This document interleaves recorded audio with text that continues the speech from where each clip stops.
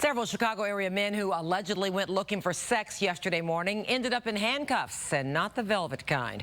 They were picked up by the Cook County Sheriff's Police. Tonight we begin an in-depth look at the fight against sex trafficking, with what many say should have started decades ago, targeting the Johns. All right, girls, whoever wants to go first, we're ready.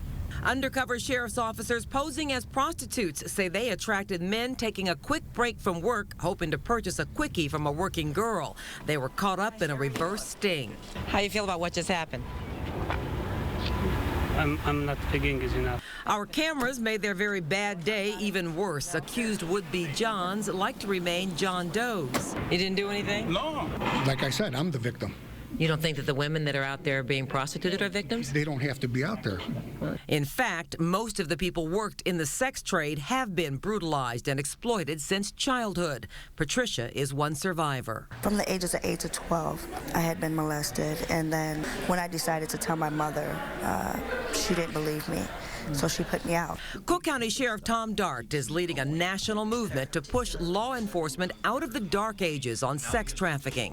So they've always arrested the person being prostituted and let the Johns go. Yeah, pretty much.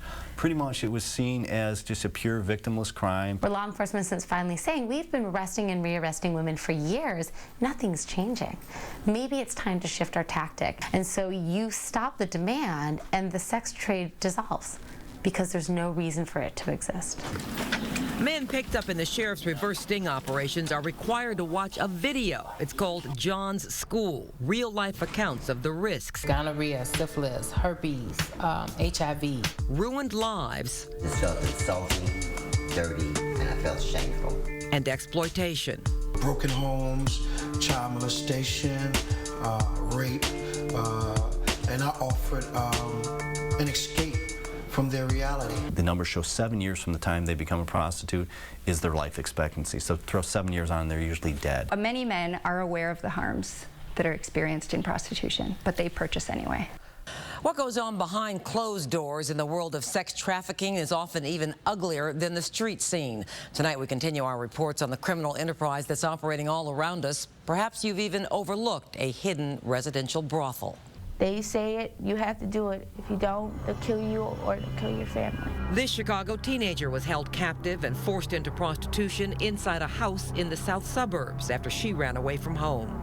In my room, all I had was a bed. There was a chain from the bed to my ankle. There's domestic trafficking that we're seeing each and every day, and it involves women, young women, men that are born and raised right here. Just this past February, Cook County State's Attorney Anita Alvarez charged 3 people with running a brothel in Schiller Park. She called it a house of horrors where women were sold and controlled with drugs and beatings. But law enforcement can't ride to the rescue alone. Fixing this is going to require a complete turnaround in the public's attitude about sex trafficking and a plan for the thousands of people already damaged. We have a large population of prostitution that come through our doors. A lot of them have numerous arrests and nothing changes. So let's try to treat them and get them out of this business, and we've had a great deal of luck in doing that. I've been in your shoes, okay? I want you to know that I know how you feel. Brenda Myers-Powell is one of 4 former prostitutes on the sheriff's payroll. She's there when women get picked up during sex trafficking stings, offering them a chance to escape the life. We can come pick up your child, and you can get your child, and I can get you in a program, okay? Are you surprised to have someone offer you services? Yeah, but I mean, this is my first time getting arrested for prostitution, so... What did you think would happen? They were going to throw me in jail. Law enforcement needs the help of public outrage instead of people ignoring or avoiding the signs of sex trafficking. The scantily clad women walk in the track, the house on the block with a constant stream of men, or the thinly veiled propositions in personal service ads on the internet. Someone has even posted a video on YouTube of a pimp beating one of his women in the middle of Madison Street. No one intervened. It's no wonder prostituted people feel there's no way out. I mean, it's just a harmless transaction, I guess.